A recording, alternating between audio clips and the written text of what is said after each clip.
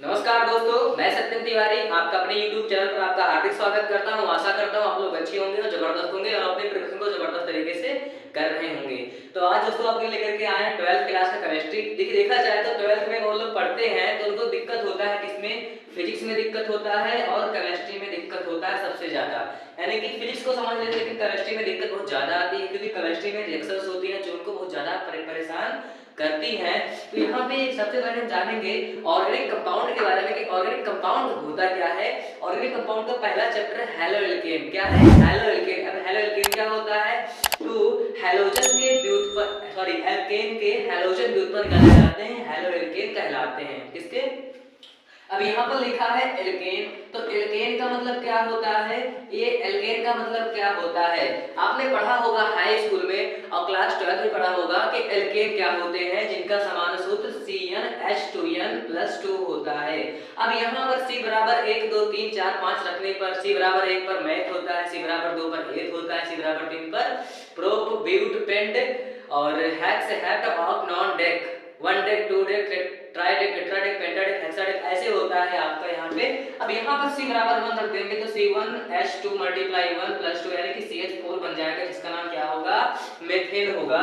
तो ये एल्केन होता है और एल्केन के हैलोजन व्युत्पन्न, हैलोजन क्या होते हैं? हैलोजन जैसे Cl हो गया, Br हो गया, I हो गया, तो ये सभी क्या है? हैलोजन है। इनके ग्रुप को हम हैलोजन कहते हैं। क्या कहते हैं? हैलोजन कहते हैं। तो एल्केन के यानी इनके ये व्युत्पन्न क्या कहलाते हैं? हैलोएल्केन कहलाते हैं। हैलोजन इनके एल्केन के हैलोजन व्युत्पन्न हैलोएल्केन कहलाते हैं।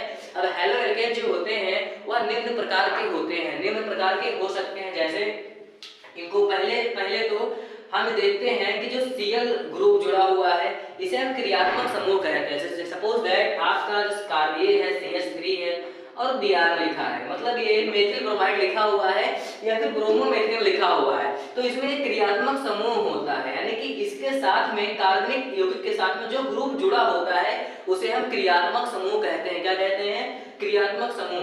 तो पहले तो हम क्रियात्मक समूह के आधार पर कहते हैं कि ये क्या है? मोनो है, डाई है, ट्राई की टेट्रा है। ये कैसे हम देखते हैं? जैसे कि हमारे साथ में कार्बन है और हाइड्रोजन लिखे हैं और एक Cl लिखा हुआ है, तो ये क्या? इसमें एक Cl है तो ये होगा मोनो। अगर Cl2 आ जाए तो डाई होगा, अगर Cl3 आ जाए तो ट्राई होगा, अगर Cl4 आ जाए तो टेट्रा होगा, अगर Cl5 आ जाए तो क्या होगा? पेंटा होगा। जैसे P के साथ में Cl जुड़ा है 5, अब P तो यहाँ फास्फोरस है और Cl क्या है? 5 है। क्या है? 5 है, तो इसका नाम हो जाएगा फास्फोरस पेंटाक्लोराइड। अगर क्लोराइड होगा लेकिन यहाँ पर क्या होगा? फास्फोरस पेंटाक्लोराइड हो जाएगा।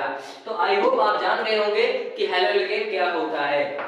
हैलोएल्केन देखा जाए तो एल्केनों के हैलोजन व्युत्पन्न होते हैं, इन्हें हम हैलोएल्केन कहते हैं। पहला तो इस प्रकार से हो सकता है कि मोनो हैलोएल्केन हो सकते हैं, डाई हो सकते हैं, ट्राई टेट्रा हो सकते हैं। और द्वितीयक में देखा जाए तो जो परमाणु होता है, जो परमाणु लिखा होता है हमारे सामने, परमाणु की प्रकृति कैसी है? परमाणु की प्रकृति कैसी है? यानी कि प्राथमिक है या द्वितीयक है, प्राइमरी है, सेकेंडरी है कि टर्सरी है। आप जब पढ़े होंगे क्लास 11th क्लास में प्राथमिक कार्बन के बारे में, प्राथमिक यानी कि फर्स्ट, सेकेंड एंड थर्ड।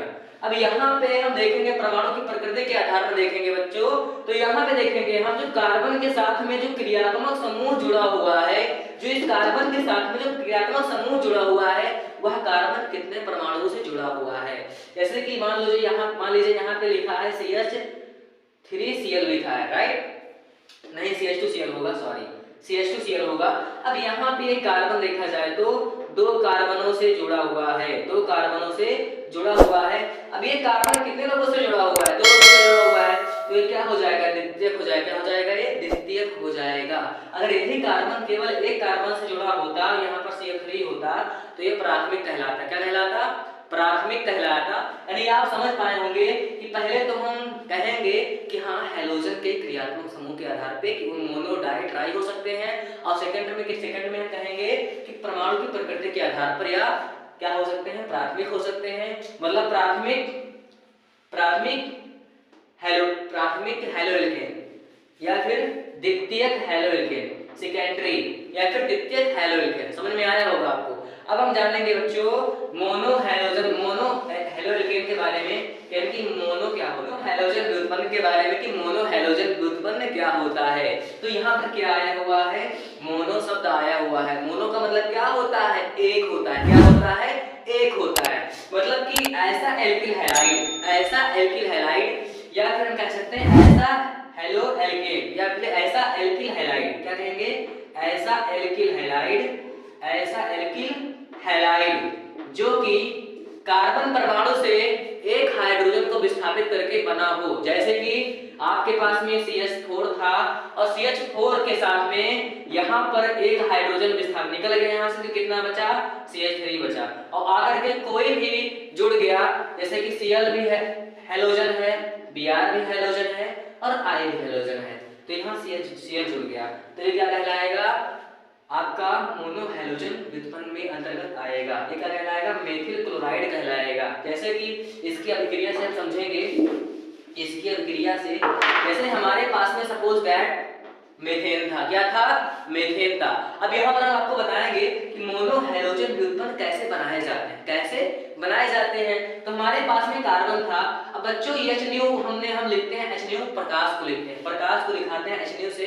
अब प्रकाश की उपस्थिति में हमने इसको Cl2 से अभिक्रिया करवा दी। अब यहाँ पर आप देख सकते हैं कार्बन 4 हाइड्रोजन से बंध बना रहा है, कार्बन 4 हाइड्रोजन से बंध बना रहा है। अब यहाँ पर देखा जाए तो Cl से अभिक्रिया कर रहा है, तो एक Cl प्लस में एक Cl माइनस में, तो यहाँ से एक हाइड्रोजन निकलेगा प्लस के रूप में, राइट, तो यहाँ क्या आ जाएगा, माइनस आ जाएगा, और यहाँ से Cl मिल करके क्या बना लेगा, यहाँ पे क्या बना लेगा, यहाँ पे HCl बना लेगा, यानी कि HCl बना लेगा।